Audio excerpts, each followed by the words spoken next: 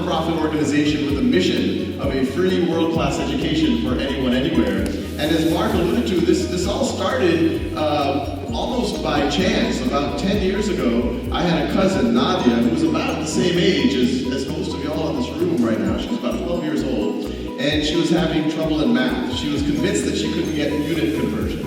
And because of that, they were placing her into a certain math class, and I said, hey, Nadia, I'm convinced that you can do this. She wasn't so sure. She just convinced that she didn't have the math gene. But I started working with her, and she was in New Orleans, I was in Boston. I got on the phone every night with her, and slowly but surely she got unit conversion. In fact, she was almost angry about how easy it seemed to her once she actually got it. This thing that she thought was really hard at first.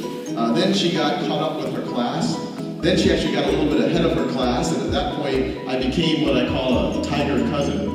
And I called up Nadia's school, and I said, I really think she should retake that placement test. They let her. So that changed Nadia's trajectory. And then I was at a dinner party, and all my friends knew that I had this crazy tutoring project with my cousins. And one of my friends said, well, Sal, this is all cool, but how are you actually scaling up your lessons? And I said, no, it's really difficult to do it coordinating over the phone. And he said, well, I have an idea. His name's Julio Ramzan, and to give him full credit. He said, well, why don't you record your lessons as videos and upload them onto YouTube for your cousins? And I immediately said, no, that's a horrible idea. YouTube is for cats playing piano. It is not for serious mathematics. But I got over the idea that it was not my idea, and I decided to give it a shot. And long story short, I put those videos out there. My cousins told me they liked me better on YouTube than in person.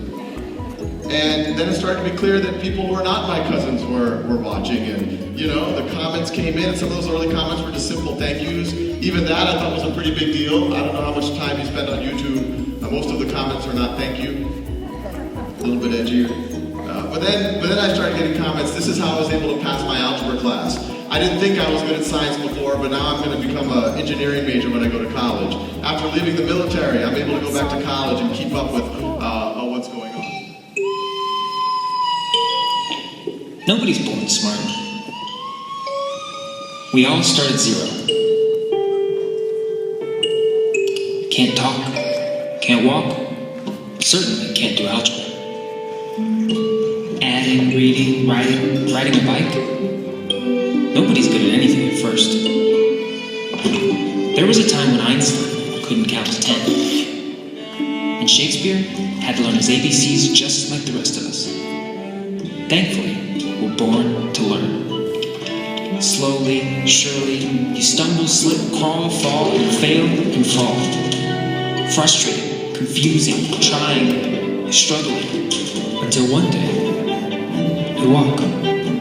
One foot in front of the other, one idea on top of the next, each wrong answer making your brain a little bit stronger.